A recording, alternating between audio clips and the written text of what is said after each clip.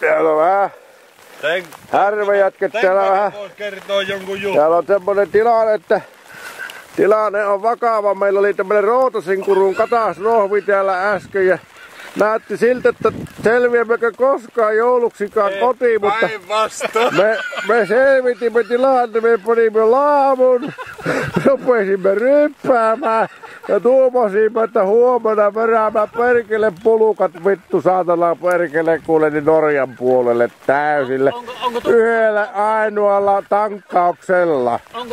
Emme anna periksi yhtä. Rootosenkuru ei meitä pidätä, vaikka se oli niin vittumassa näköinen kivikko, mutta mä tuumasta vittu. Silloin kun Suomi jätkä lähti ja poika saunoo,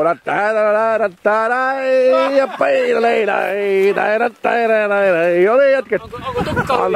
Tukka on hyvin. Kello on hyvin. Tukka on hyvin. Perkele, me luomme semiä täällä niinku jääkiekkomiehet saatana. Vittu, emme anna periksi. Ohtonahkaa rypistämällä hunajata juomme ja kahvia syömme. Vähän otimme punalihasta. Vaelsimme pitkin tunturia ja toivottomalta. Se punalihan oli kalaa. Kaikki näytti toivottomalta. Ja varmaan se näyttää huomenna aamullakin, mutta nyt se tuntuu just kylmötöstä selviä. Taivas varjele mitä sieltä Taivas varjele mikä paukko, mikä vitu ilmaveivi siellä taapuja. Me jätkät vaan meloja jäämeri näkyy jo. Vaikka on sinne vielä 25 kilometriä, mutta emme anna periksi.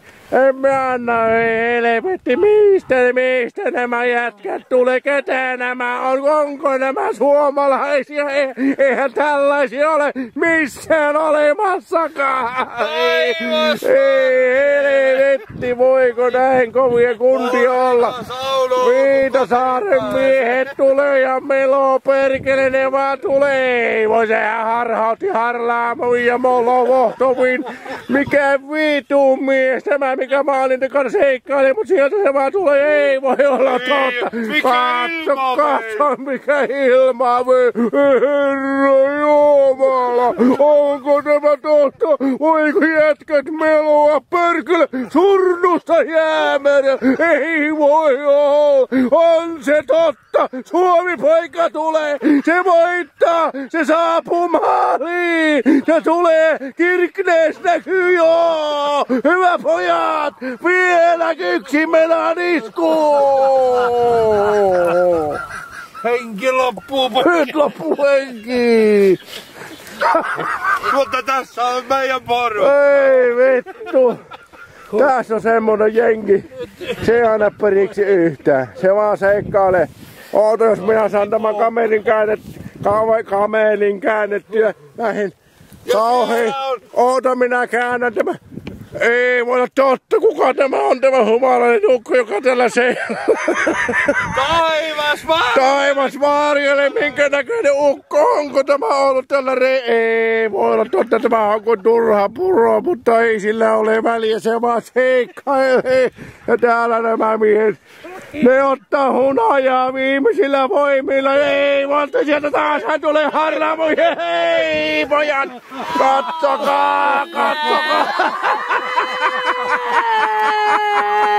Hei vittu, voiko tämä olla totta? Tämä jengi. Nyt vakavoitukaa. Tämä porukka, tässä näin, on tullut tuolta tunturista. Maatamille, suottamille. Me olemme selvinneet kauheita tuntureita ylitse.